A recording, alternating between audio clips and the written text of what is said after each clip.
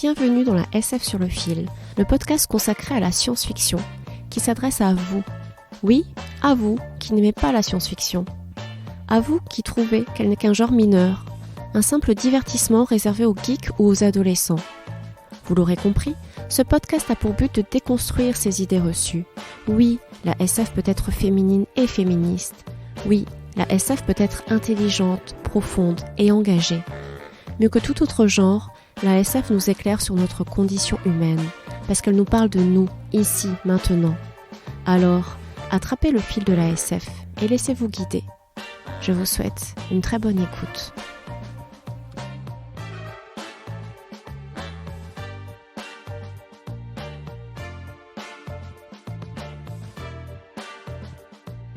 J'ai tourné un téléfilm de 2 fois 1h30, intitulé « Le monde sur le fil », qui dépeint un monde où l'on peut créer des projections d'êtres humains avec un ordinateur.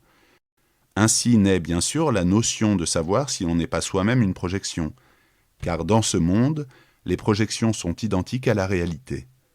Il s'agit d'un vieux schéma philosophique qui crée une certaine horreur.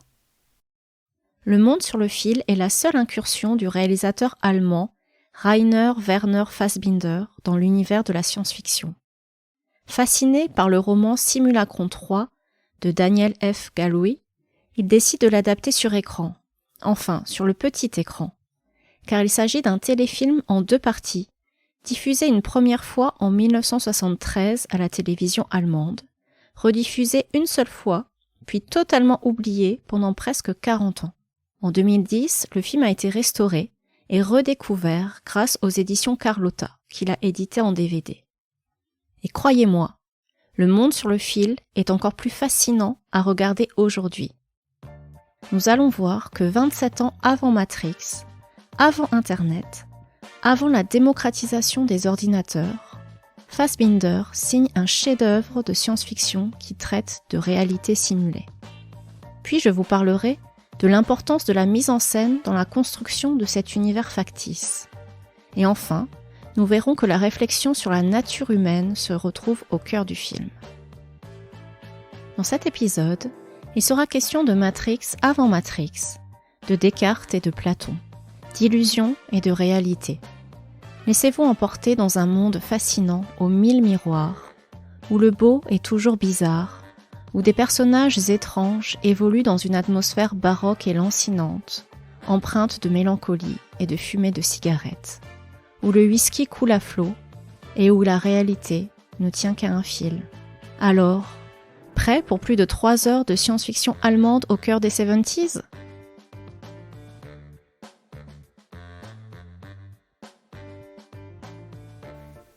L'histoire se déroule au sein d'un institut scientifique futuriste où un chercheur a mis au point un programme informatique de réalité virtuelle. Il s'agit du projet Simulacron. Comme son nom l'indique, son but est de simuler, au sein d'un monde artificiel, des événements sociaux, politiques et économiques, afin de fournir au gouvernement des pronostics fiables pour l'avenir. Dans ce monde virtuel, les 10 000 avatars appelés unités identitaires n'ont pas conscience d'être des programmes informatiques. Au début du film, le chef du programme meurt dans d'étranges circonstances. L'ingénieur Fred Stiller, notre héros, est nommé comme successeur. Lors d'une soirée organisée par le directeur de l'Institut, il assiste à la disparition de Gunther Lause, le chef de la sécurité. Mais quand il raconte cet événement, personne ne comprend de qui il parle. Personne n'a jamais entendu parler de Gunther Lause, comme s'il n'avait jamais existé. Notre héros, Stiller, serait-il devenu fou ou paranoïaque ? Ou aurait-il fait une découverte susceptible de tout remettre en question, même sa propre existence ?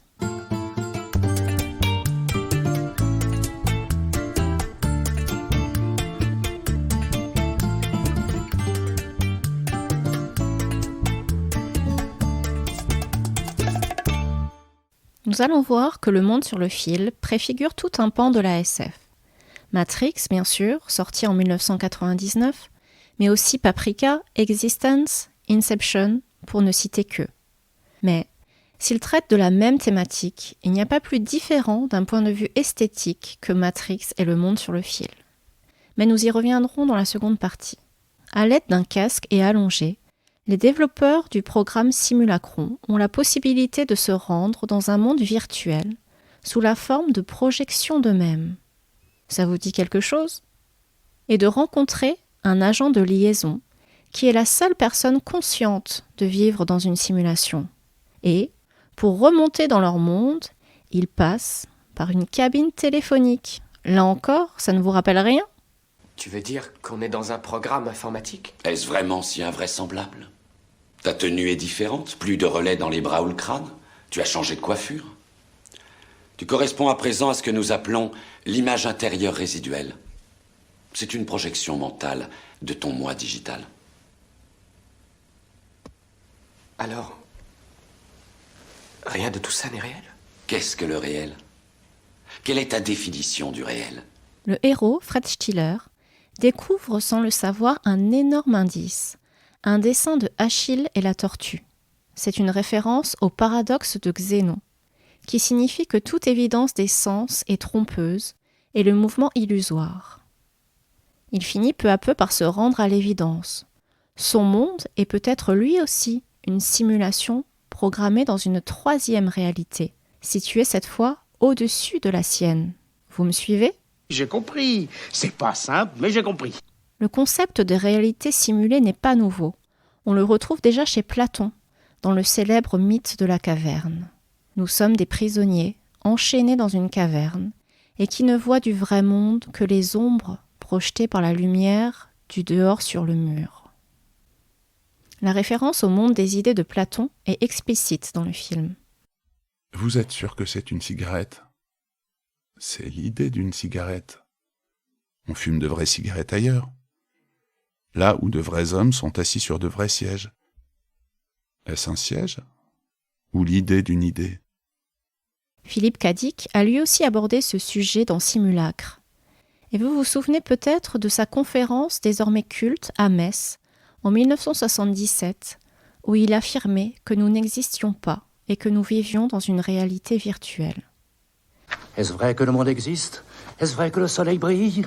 Oui, c'est vrai, nous l'avons vu. Comment est-il ? Mais le père de la réalité simulée est le philosophe suédois Nick Bostrom, enseignant à l'université d'Oxford. Dans un article de 2003, Are We Living in a Computer Simulation ? Bostrom démontre que s'il est possible de simuler des univers entiers, il est très probable que nous vivions dans une simulation informatique. Une civilisation hypertechnique disposant d'une grande puissance de calcul pourrait simuler des ancêtres, c'est-à-dire nous. L'hypothèse est très populaire aujourd'hui, car défendue publiquement par des personnalités, certes controversées, comme Elon Musk. Well, maybe we're in a simulation right now. Yeah.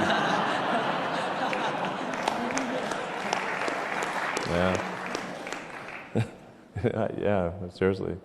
Plus récemment, le prix Goncourt 2020, L'Anomalie, de Hervé Letellier, reprend cette hypothèse de réalité simulée et interroge sur les réactions de la société face à cette découverte. Le projet du métavers engendre aussi le fantasme qu'un jour on ne pourra plus faire la différence entre un jeu vidéo et la réalité.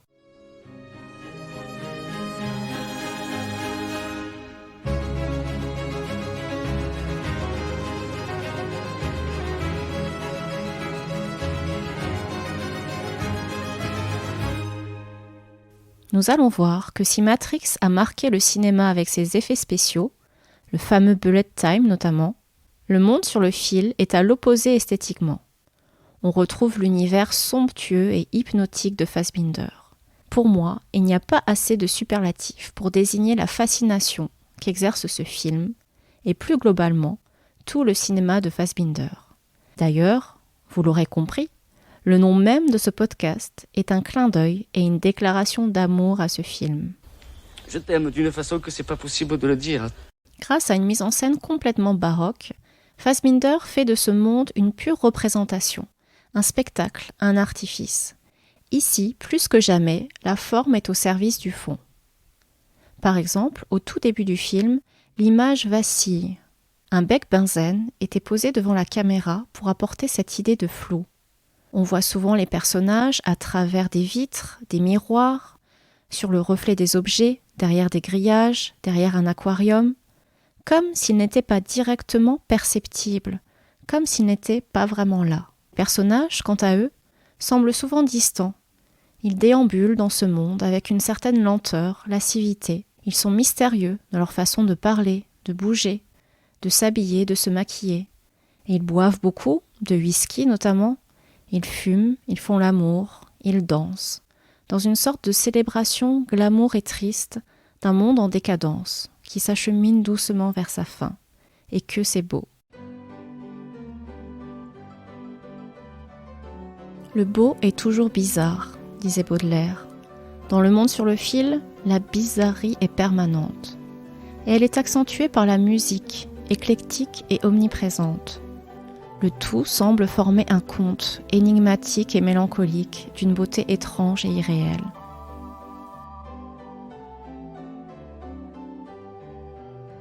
Mais Le Monde sur le fil pose avant tout la question de la définition de l'humanité.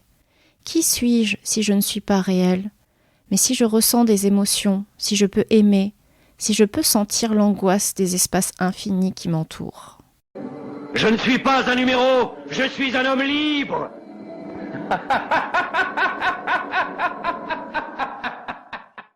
Les unités identitaires sont désignées par un numéro. Cette peur panique de n'être qu'un numéro, effaçable à tout instant, envahit peu à peu notre héros Fred Stiller. Peur aussi de n'être qu'un pantin, manipulé par des créateurs. Il veut avant tout savoir qui il est. La connaissance de soi est au cœur du film. Un connais-toi toi-même socratique à l'ère du 2.0. Connaissance de soi, mais aussi connaissance des autres, et d'une autre en particulier. Et moi je suis là, je suis vivante, et j'existe! À qui peut-il faire confiance ? Et à quoi ? Car si on ne peut se fier à nos sens, c'est peut-être l'intellect qui compte. Mais je me suis persuadé qu'il n'y avait rien du tout dans le monde, qu'il n'y avait aucun ciel, aucune terre, aucun esprit ni aucun corps. Ne me suis-je donc pas aussi persuadé que je n'étais point ? Non, certes, j'étais sans doute, si je me suis persuadé, ou si seulement j'ai pensé quelque chose. Mais il y a un je ne sais quel trompeur très puissant et très rusé qui emploie toute son industrie à me tromper toujours. Il n'y a donc point de doute que je suis s'il me trompe.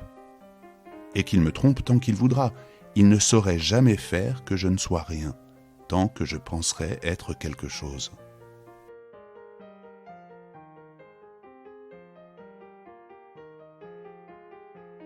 Descartes a déjà apporté une solution. Je pense donc je suis. Mais dans le livre, comme dans le film, la solution est peut-être autre.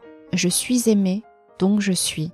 Car oui, c'est grâce à l'amour d'une femme, à l'amour de Eva, la fille du créateur de Simulacron, que Fred Stiller accède au monde réel. Il doit son existence, belle ironie, à Eva, Ève, la femme créée à partir d'Adam. À la fin, je ne vous dis pas comment, le héros accède au vrai monde. Ce qu'on découvre du monde réel est tout d'abord décevant. Une grande pièce bleue, vide, avec de grands rideaux, et des volets qui s'ouvrent doucement.